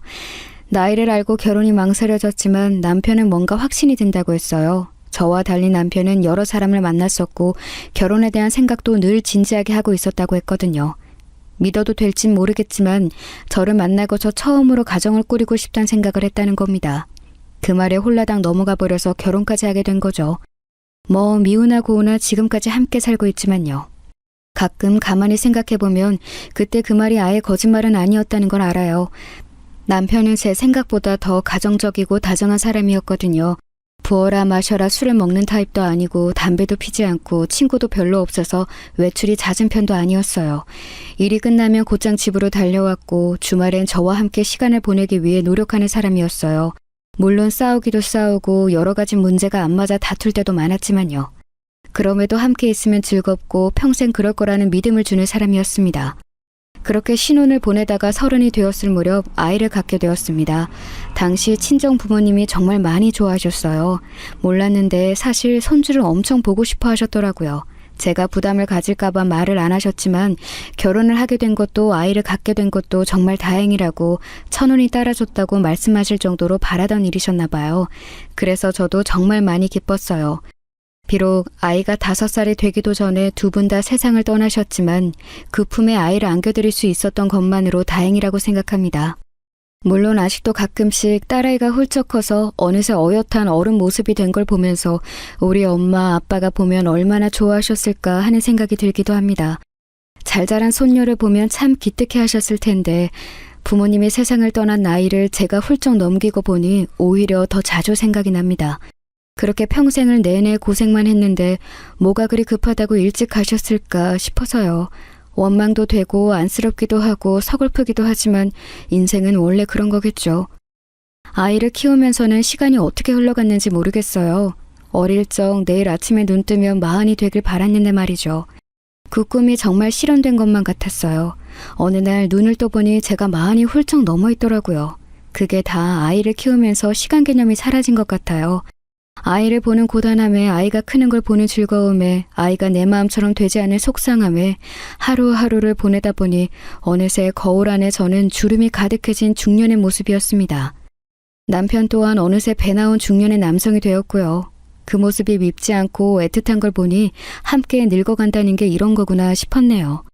아이는 어느새 교복을 입는 나이가 되었고 말로만 듣던 사춘기, 질풍노도의 시간까지 무사히 잘 넘겨주었습니다. 사실 딸아이 자랑을 하자면 끝도 없어요. 눈에 넣어도 안 아플 것 같다는 말이 실제로 가능하다는 걸 우리 아이를 보면서 알게 되었거든요. 딸은 어렸을 때부터 정말로 어름스럽고 신중하면서도 아이 같은 순수함이 있었어요. 한 가지 일화를 얘기하자면 어릴 적에 아이가 학원을 끝날 시간에 맞춰 데리러 간 적이 있었어요. 비가 갑자기 엄청 쏟아지기 시작해서 우산을 들고 서둘러 갔는데 학원 앞에 있어야 할 애가 안 보이더라고요. 이상해서 주위를 둘러보는데 학원 바로 옆 근처에서 나무를 파시던 할머니를 도와서 같이 짐을 정리하고 있더라고요. 우산도 없이 비를 맞아가며 급히 돕고 있는데 그 모습을 보니 마음이 찡하더라고요. 그래도 내가 애는 정말 잘 키웠구나 싶어서요. 시험을 잘 보고 온 것보다 숙제를 미리 한 것보다 훨씬 더 예쁘고 기특했죠. 그래서 저도 같이 가서 짐을 정리해드리고 나무를 왕창 사서 집에 돌아가 함께 오순도순 비빔밥을 해먹었던 기억이 나네요. 사실 우리 집 형편은 예전보다 나아지긴 했지만 그래도 여유로운 편이 아니었어요. 아이가 생긴 뒤 저는 일을 그만뒀고 남편 벌이로만 생활해서 넉넉지 않았고요. 애가 좀 컸을 때부터는 뭐라도 해야겠다 싶어서 마트 캐셔, 백화점 청소, 주방일 등 안 해본 게 없었어요. 그러다 정착한 게 목욕탕 새신사 일이었습니다. 일은 힘들었지만 그래도 재밌었어요. 처음 보는 사람들과 이야기 나누는 것도 그렇고 일을 하고 나면 개운하기도 하고요. 남편도 공장일을 그만둔 이후로 인쇄소를 열었고요. 무엇 하나 쉬운 일이 없었지만 그래도 정말 열심히 살아왔어요. 지쳐서 그만두고 싶을 때마다 저를 단단히 붙잡는 건 가족이었죠. 가족이 있으니까 가족을 위해서라도 더 악착같이 버티게 되더라고요. 우리 엄마도 그랬던 거겠죠. 매일 그렇게 초인적인 힘이 나올 수 있게 만든 이유가 가족이었다는 걸 알게 되니 어쩐지 엄마가 너무나 가련했어요. 힘이 돼서 남아있는 게 아니라 부양해야 할 가족이 있으니 남아있었다는 걸 이제야 이해하게 됐습니다. 그래서 일이 아무리 힘들어도 아이가 원하는 건 뭐든 해주고 싶었어요. 하고 싶은 공부, 하고 싶은 일, 먹고 싶은 걸 가정 형편 때문에 하지 못하는 상황만은 피하고 싶었습니다. 그래서 어릴 때부터 딸이 말하는 건 뭐든 들어주려고 했던 것 같아요. 보통 그렇게 오냐오냐 하면 버릇 잘못 든다고 하잖아요. 그렇지만 저희 딸은 그런 게 일절 없었어요.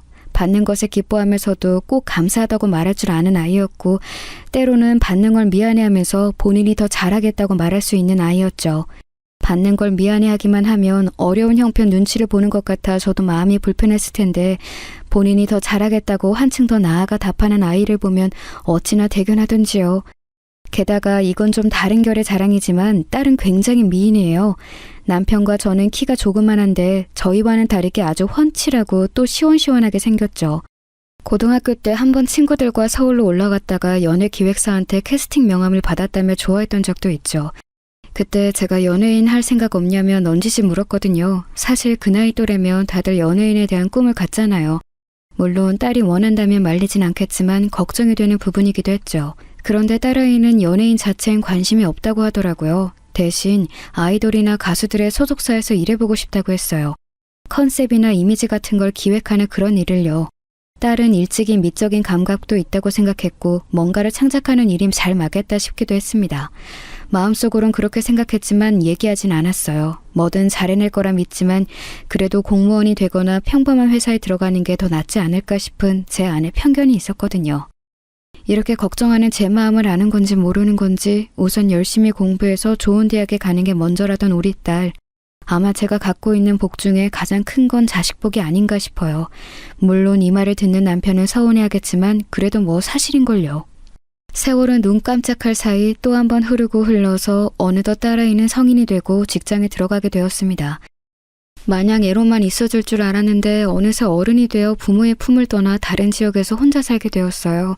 아이가 20살이 되어 처음 자취방에 데려주던 날 짐을 내려놓고 딸아이를 그 집에 혼자 두고 올라오는 길에 어쩜 그렇게 눈물이 나던지 혼자 있을 아이가 걱정되기도 하고 아이의 방이 너무 작아서 미안하기도 하고 이젠 다 큰 것 같아서 세월이 무색하기도 하고 참 복잡 미묘하더라고요. 그랬던 아이가 또 어느새 졸업을 하고 직장을 구했으니 함께 살지 않으니까 멀리 있는 아이가 변화하고 나아가는 게 더 다르게 느껴졌어요.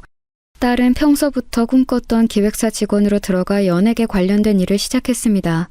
저도 잘은 모르는데 딸 얘기로는 전부터 이야기하던 연예인 매니지먼트 일이라고 했어요. 매니지먼트가 무슨 일인지는 아직도 정확히는 모르지만요. 아마도 연예인의 방송 일을 기획하고 홍보하는 그런 일이겠죠.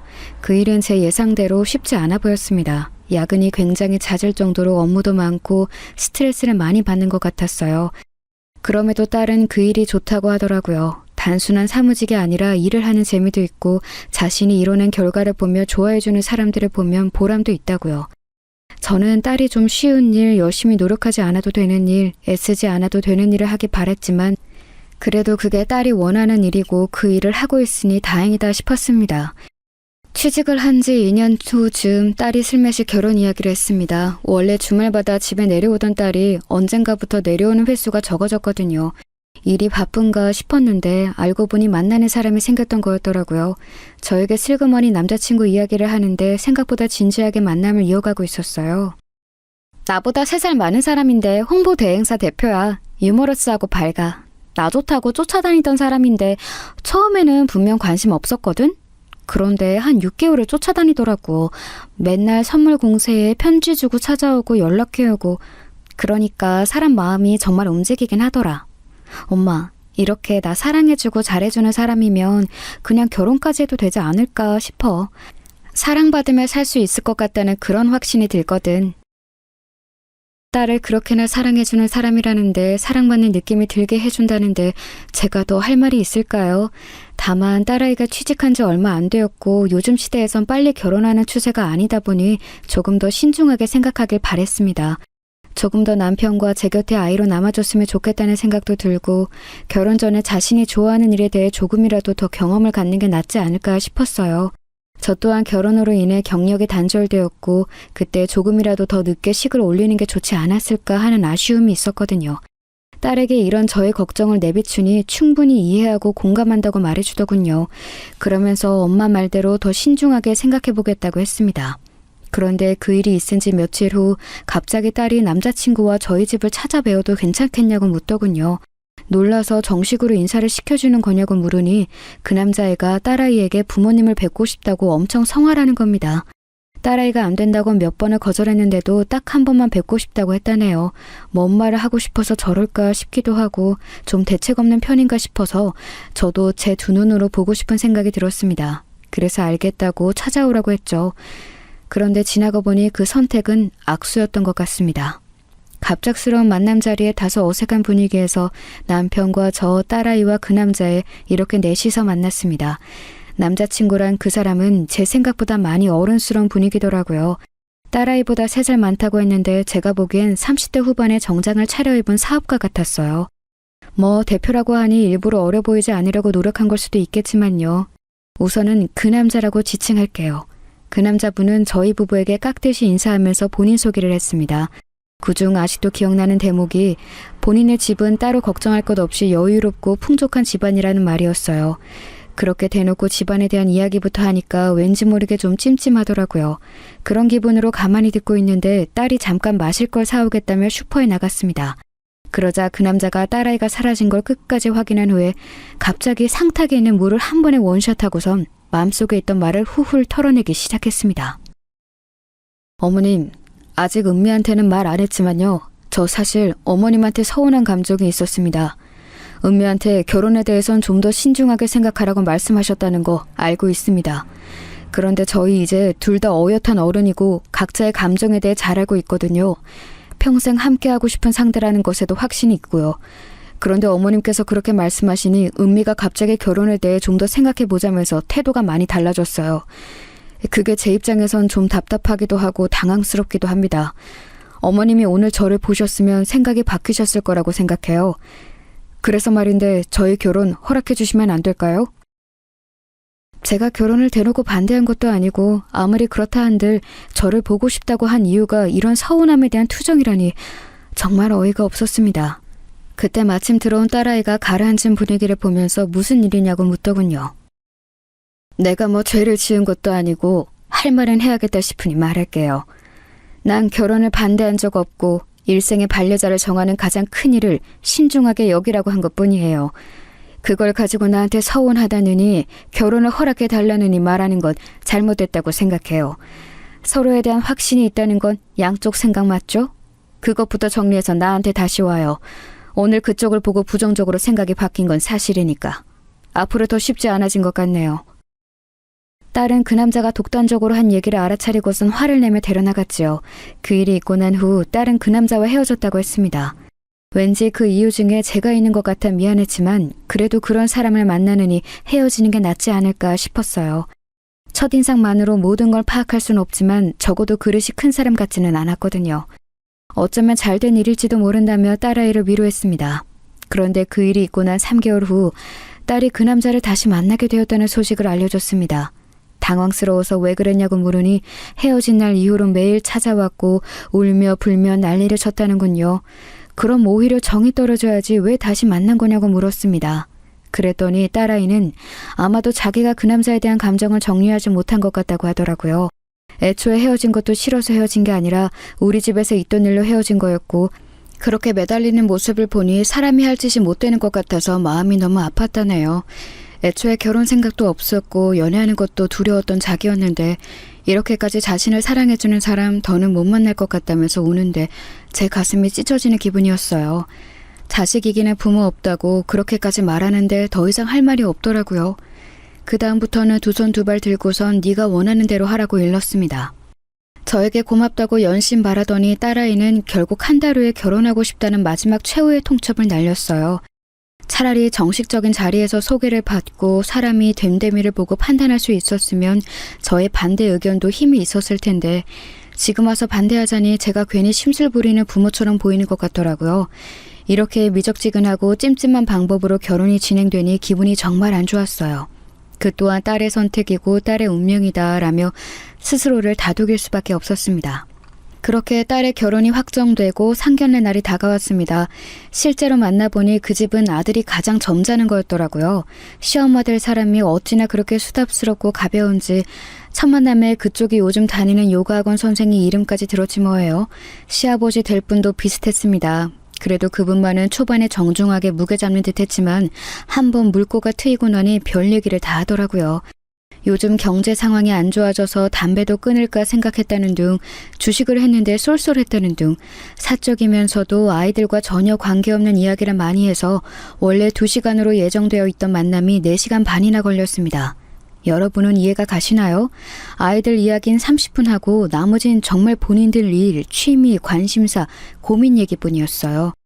솔직히 개모임 나온 줄 알았습니다. 그러면서 또 아들 사랑이 어마어마하시더라고요. 하나뿐인 아들인데 그 나이에 벌써 대표고 또래에 비하면 벌이도 많다고요. 맞아요. 30대 초반에 그렇게 자기 일 번듯이 해나가는 청년 흔치 않죠. 그런데 그렇게 노골적으로 들으니 자꾸 거부감이 들긴 하더라고요. 그걸 티내면 안 되니 적당히 호응해줬습니다. 그런데 사위가 될 그 애가 자신의 집안이 중상충이니 뭐니 떠들어대던 말과는 상황이 조금 다르더라고요.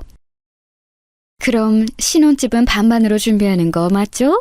뭐 요즘에는 다 반반 결혼한다고 하니까요.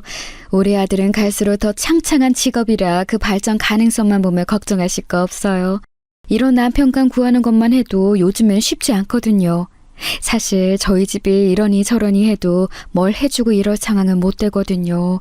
남편 사업은 요즘 직원들 임금 주기도 어렵고 저도 코로나 때문에 미용실 접고서 쉬게 됐고요. 저희는 쓰는 게 바쁘다 보니 자식은 그냥 알아서 먹고 살았으면 하는 마음이죠. 새 신사 하신다고 들었는데 사돈댁은 노후 준비하셨어요? 아이들한테 손볼릴 스타일은 아니신 것 같은데 빨리 준비하셔야겠다. 그쵸? 제가 괜히 없는 말에 기분 나빠하고 꽁해진 게 아닙니다. 사람 면전에서 계속 저런 식으로 살살 사람 속을 긁으니 누가 좋아할까요? 남편이 그나마 나서서 우리가 알아서 할 테니 신경 쓰시지 않아도 된다고 말했으니 망정이지. 그 사람이 말하지 않았으면 아마 제가 격앙된 상태로 쏘아붙였을 겁니다. 돈을 얼마 썼다, 뭘 샀다 실컷 자랑하더니 정작 자식 도와줄 돈은 없다고 하는데 정말이지 어이가 없더라고요. 보아하니 그 집안 자체가 사치가 심한 편이더라고요. 보태줄 돈은 없다면서 온몸에 휘감은 명품들이 반짝이는데 참나.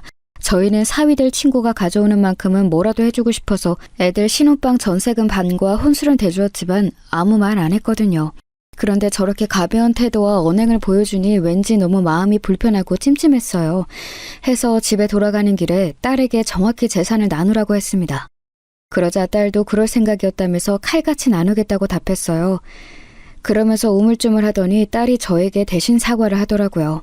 엄마 직업에 대해서 왈가왈부하는데 너무 화가 났다고요.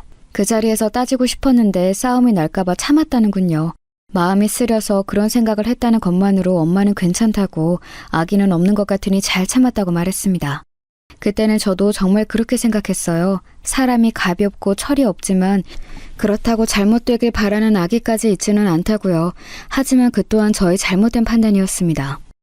그렇게 결혼식을 치르고 1년이 흘렀습니다. 그때까지만 해도 모든 게 생각보다 순탄히 흘러갔어요. 사회는 여전히 실속 없이 입만 번지르르한 타입이었지만 미운정이 든다는 게 계속 보다 보니 그냥 저런 사람이구나 하고 받아들이게 되더라고요. 입만 산 게 그렇게 큰 잘못은 아니기도 하고 한 귀로 흘리면 되니 그렇게 넘어갔죠. 신혼을 좀 즐기다 아이를 낳을 생각이라 하기에 급할 거 없으니 천천히 생각해보라 했고요. 그런데 어느 날 딸아이가 오밤중에 집을 찾아왔습니다. 큰 가방 하나만 덜렁 들고서요. 너무 깜짝 놀라서 무슨 일이냐고 물으니 그저 웃으면서 별일 없다고 그냥 엄마 아빠 보고 싶어서 왔다는 말만 하더군요. 딱 봐도 분명 무슨 일이 있는 사람 같았습니다. 그런데 아무리 물어도 도통 답을 해주지 않으니 너무나 답답하더라고요.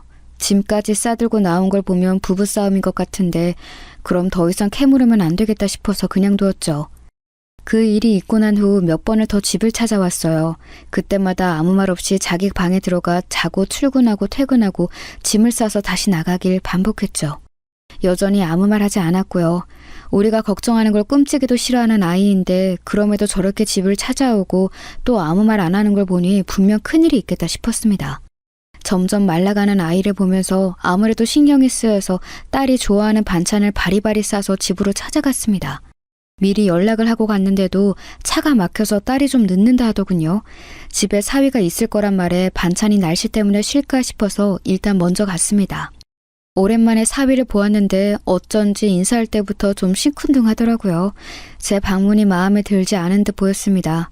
우선은 깊이 생각하지 말자 싶어서 반찬을 내려놓고선 냉장고를 정리해주고 있었어요.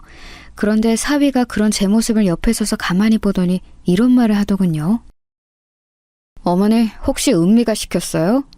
이러면 제가 신경 쓰고 마음 불편할 것 같아서? 네, 그래요. 마음 불편한 건 맞으니까 이만 돌아가세요. 그런데 이러셔도 저 더 이상 할 말 없어요. 이미 할 만큼 했으니까 뭘 더 하라는 얘기예요? 지금 무슨 소리 하는 거야, 이서방? 은미가 뭘 시켜? 내가 굳이 자네 신경 쓰이게 할 이유가 뭐가 있어? 제가 아예 모르는 눈치이자 사위가 금세 당황하는 겁니다. 이게 다 무슨 소린가 싶었어요. 그때 딸아이가 급히 안으로 들어왔습니다. 저는 속이 너무 답답한 나머지 곧바로 딸에게 물을 수밖에 없었어요. 이서방이 무슨 말을 하는데 난 하나도 못 알아듣겠네. 둘 사이에 무슨 일이 있는 거야? 아니, 무슨 일인 것까진 말 안 해줘도 돼. 그래도 이런 모습 보고 있는 건 너무 걱정되고 마음 쓰여. 얼른 해결을 하고 정리를 해야지. 뭐 하는 거니? 어머님, 아까는 제가 말 실수한 거예요. 별일 없습니다. 걱정 끼쳐드려서 죄송해요. 그냥 사소한 일로 다툰 건데 은미랑 잘 해결해 볼게요. 사위가 말을 끝내자마자 가만히 듣고 있던 딸이 사위의 뺨을 때렸습니다. 갑작스럽게 일어난 일에 놀라서 저는 그 자리에 얼어붙을 수밖에 없었어요. 사위는 벌겋게 변한 뺨을 부여잡고 무슨 짓이냐며 큰 소리를 냈습니다. 그러자 딸이 충격적인 이야기를 꺼내기 시작했어요. 뭐? 사소한 일?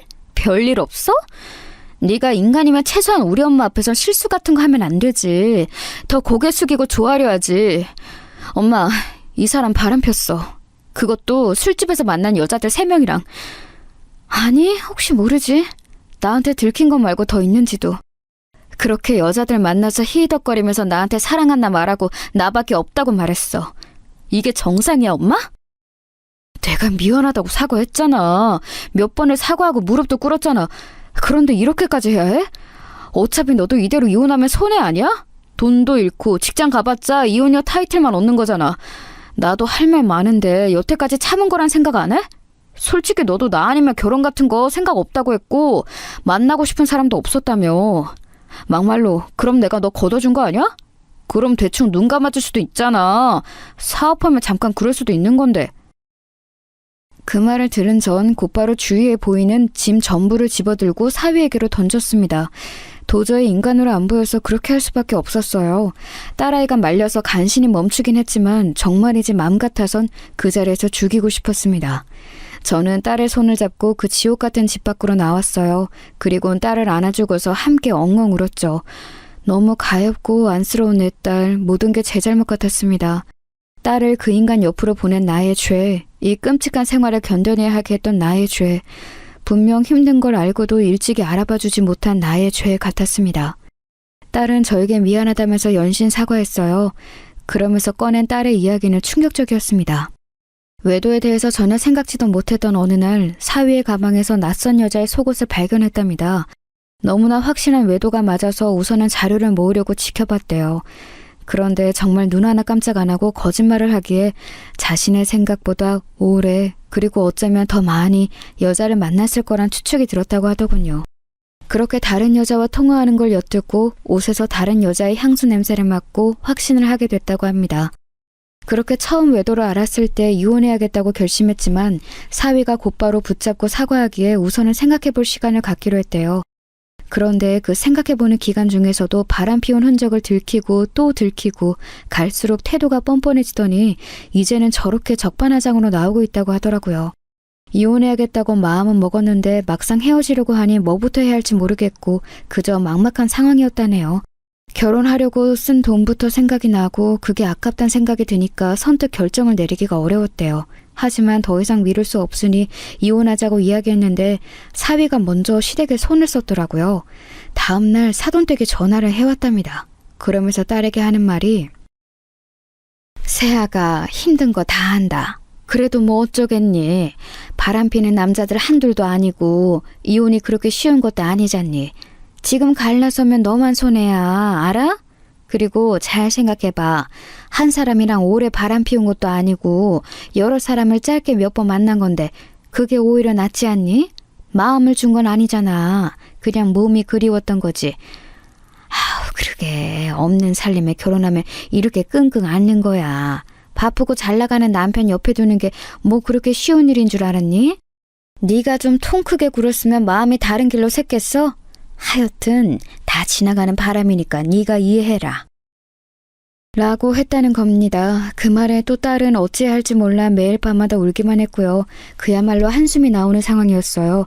야무지고 똑부러졌던 딸은 시댁의 거친 말에 어느새 지쳐서 판단력을 잃어버린 듯 했습니다. 저는 당장 이혼하라고 말했고 딸은 알겠다며 고개만 끄덕였죠.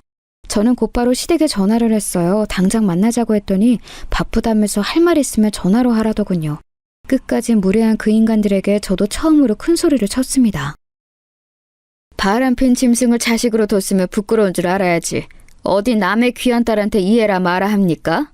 그렇게 당연하게 말하는 걸 보니 그쪽 남편도 줄곧 바람 피웠나 본데요. 그런데 어쩌나 우리 집안은 그런 파렴치한 집과는 거리가 멀어서 애들 당장 이혼시키고 다시는 보지 맙시다. 당신 같은 집안과 엮인 게 너무 수치스러우니 조용히 갈라서게 하세요. 또 방정 떨지 마시고. 제 할 말만 하고 전화를 확 끊어버리니 화가 났는지 계속 전화가 오더라고요. 다 무시하고 차단해버렸습니다. 딸아이 때문에 여태까지 참은 거였는데 이런 대접을 해놓고 평화적인 방법으로 일을 처리할 순 없죠. 이혼 과정도 정말 더럽고 지저분했습니다. 사위, 아니 이제 다시 그 남자라고 하죠. 그 남자가 딸아이에게 다시 매달리면서 이혼하기 싫다고 어찌나 난리를 치선지요. 딸아이는 이번 일의 여파로 인해서 회사까지 그만두고 저희 집에 와 있거든요. 그러자 저희 집 앞까지 찾아와서 고래고래 소리를 지르고 요란 법석을 떨더라고요. 정말로 미친 사람 같아서 새 식구가 얼마나 불안해 있는지 몰라요. 한 번은 참다 못한 남편이 나가서 당장 사라지라고 혼을 내면서 밀쳤는데 그 와중에 남편 바지가랑이까지 붙들고서 제발 용서해달라고 했다네요. 확실히 정상이 아니죠.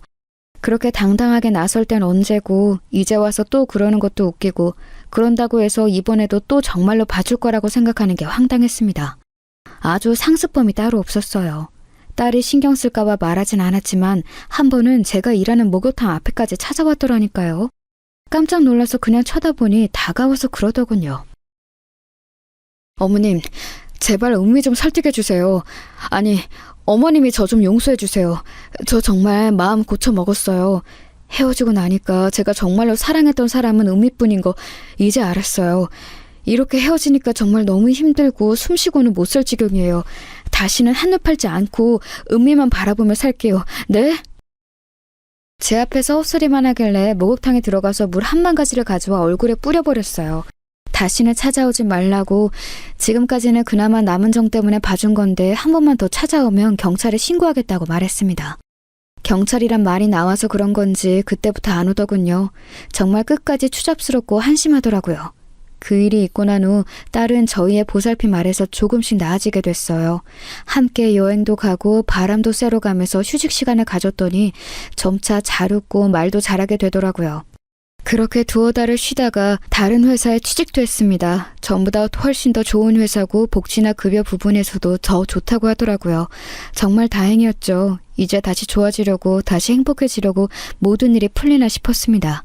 와중에 그 남자가 자신을 잊었냐며 몇 번 문자를 보내왔다는데 그게 싫어서 이젠 아예 번호도 바꿔버린 듯 하더라고요. 거리가 좀 멀어도 당분간은 집에서 왔다 갔다 하며 회사를 다니기로 하고요. 그렇게 3개월 정도가 흘렸을 무렵 집으로 꽃배달이 하나 왔습니다. 사실 너무 놀란 채로 받았어요. 또 그 미친 남자애가 선물을 보내온 걸까 봐요. 그럼 곧바로 찢어버리려는 마음으로 확인해 보았는데 다행히도 모르는 사람 이름으로 온 선물이더라고요. 퇴근한 딸에게 물어보니 아는 사람이 자기를 마음에 들어해서 선물을 주는 거라 하더라고요. 듣자 하니 지금 다니고 있는 회사의 대표라는 것 같았습니다. 대표인데 미혼에 젊어서 인기가 좋은 사람이라 하더라고요. 그런데 회사에서 몇 번 본 이후로 자신에게 마음을 표현하기 시작해서 사장과 직원 관계에 좀 불편하다 하더라고요. 게다가 이젠 자신을 좋다고 하면 오히려 거부감이 든다면서 이번엔 그냥 못 본 척 넘겨버리겠다고 하더군요. 부모의 마음으로서 딸이 다른 더 좋은 사람을 만나서 상처로 회복하길 바래왔죠. 하지만 이번엔 딸의 말이 이해가 갔어요. 쉽게 마음을 주는 것도 어려울 테고 애정 공세를 보이는 행동도 전 남편과 같아서 기시감이 드니 더 불편한 것도 있었겠죠. 이제는 그저 시간이 약이라는 생각에 딸아이가 하고 싶은 대로 두기로 했습니다. 그 뒤로 몇 번 더 선물이 왔고 아마 익숙하게 받는 걸 보니 뭔가 진전이 있는 듯 했지만 물어보진 않았죠. 그렇게 안정을 되찾을 무렵 저도 늘 똑같이 일터로 출근한 날이었어요. 가보니 어쩐지 익숙한 사람이 의자에 앉아있더라고요. 전 사돈댁이었습니다. 목욕탕에서 일하는 15년 동안 그렇게 화려하고 풍성하게 꾸민 머리에 화장을 하고 들어온 사람은 처음이었을 거예요. 다리를 척 꼬고서 저를 올려다보던 그 눈빛, 영락없이 그 여자였죠. 어머, 이게 누구야? 사돈댁 아니에요? 너무 오랜만이다. 이쪽에서 일한다고는 들었는데 이 집일 줄은 몰랐네. 나도 오랜만에 때 좀 밀려고 하는데 부탁해도 되죠? 아무리 일이라고는 하지만 그래도 껄끄러우실까 봐. 누가 봐도 제 기분을 망치려고 온 사람이었는데 그 도발에 넘어가는 게 싫어서 알겠다 했어요. 뭐가 그리 좋은지 연신 저를 보며 웃더군요. 최대한 침착하자라는 마음으로 준비해서 똑같이 일했어요. 그런데 참 역시나 그게 목표가 아니어서 그런지 혼자 계속 떠들어대더군요. 제가 열받을 말만 골라서요. 일부러 세게 미는데도 아픔을 참는 건지 아님 너무 오래 묵힌 때인 건지 잘만 참고서 얘기를 이어가더라고요. 아니, 좀 궁금하긴 했어요. 우리 아들은 이제 싹 다 잊고 새 출발했거든요. 애가 워낙 근면성실하다 보니 일도 너무 잘 풀리고 있고 앞으로 또 잡힌 계획도 많더라고요. 사이언기업 들어보셨죠? 그 외에 있잖아요. 연예인들이 자주 홍보하는 곳. 거기랑도 새 프로젝트 하려고 준비한다 하더라고요. 우리 아들은 일낼 줄 알았다니까. 아우, 눈치 없이 자랑이 너무 길었나? 그래서 그쪽 딸은 아직도 거지처럼 지내요? 거지라는 말을 듣는 순간 저도 모르게 그 여자의 머리를 내리쳤습니다. 악하고 비명을 지르는데 주위 사람들이 다 쳐다볼 정도였죠.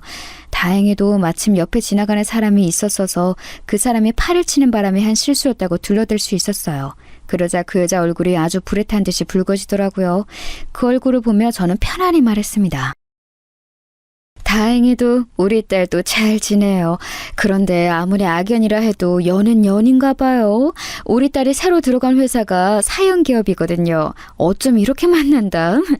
아참, 그리고 거기 대표랑 재혼했어요. 부럽죠? 웃으면서 이 말을 하니 그 여자가 정말 뒷목을 잡으면서 곧바로 일어나더군요. 저에게 말도 안 된다면서 어떻게 제 딸 같은 이혼녀가 그 대기업 대표랑 재혼을 하냐며 큰소리치면서요. 저는 다행히도 우리 집으로 배달왔던 꽃편지에 적힌 이름을 기억하고 있었죠. 그 회사 대표 이름이 박선우잖아요. 미혼의 젊은 대표. 우리 집으로 자주 선물도 보내요. 보여드려야 믿을 텐데 또 보여주기는 싫네. 하여튼 그렇게 알고 있어요. 곧 재혼할 텐데 축의금은 안 보내도 돼요. 결혼할 때 거지처럼 돈 한 푼도 안 보태준 집에서 벼룩에 간 빼먹는 거 나도 원치 않으니까. 마지막 말에 그 여자는 도저히 못 참겠다는 듯 씩씩거리며 목욕탕을 빠져나갔습니다. 얼마나 당황했으면 가는 길에 미끄러져 엉덩방아까지 찢더라고요. 주위에 있던 아주머니들과 아주 신나게 웃었죠. 그 뒷모습을 보며 어찌나 속이 시원하던지. 아니나 다를까 그날 저에게 모르는 번호로 문자가 왔더라고요. 거짓말하니까 기분 좋냐? 한심한 여편네 라고요. 그래서 조용히 딸이 받았던 꽃다발과 카드를 찍어서 보내줬죠. 그러자 답장이 없더라고요. 거짓말이면 뭐 어떤가요? 진짜로 딸을 재혼이라도 할까봐 그날부터 전전긍긍하면서 배 아파할 텐데 저는 그거면 충분해요. 기분이 좋아져서 그날 있던 일을 곧바로 딸과 남편한테 이야기해 주었는데 딸은 그저 웃고 남편은 못마땅해 하더라고요. 뭐하러 그런 거짓말까지 했냐고요. 남편이 제게 핀잔을 주자 딸이 제 편을 들면서 그 거짓말을 현실로 이뤄줘야 속이 더 시원할 것 같다고 하는 겁니다. 그 대표랑 진짜 만날 거냐고 물으니 아직은 모르겠다고 모호하게 말했지만요. 다만 그 전 남편과 하는 프로젝트는 막을 수 있을 것 같다고 하더군요. 그렇게 될지 안 될지는 모르겠지만 듣기만 해도 제 몇 년간 묵은 한이 내려가는 기분이었어요. 그런데 일주일 후에 정말 속 시원하게도 그 남자가 딸아이 회사와 진행하는 일이 엎어졌다는군요. 이래서 사람이 죄짓지 말고 잘 살아야 하나 봅니다. 자신이 한 일이 이렇게 돌아올 수 있다는 걸 그 사람도 뼈저리게 느꼈으면 좋겠네요. 그 일이 있던 날 밤 남편이 제 손을 꼭 잡아주면서 얘기했습니다. 우리가 넉넉한 집안도 아니고 여유로운 형편도 아니지만 지금처럼 이렇게 정직하게 열심히 살아가자고요. 이렇게 살다 보면 분명 좋은 날이 있을 테니까 그 사실만 믿고 우리의 자리를 지키며 살아가자고 말해주었습니다.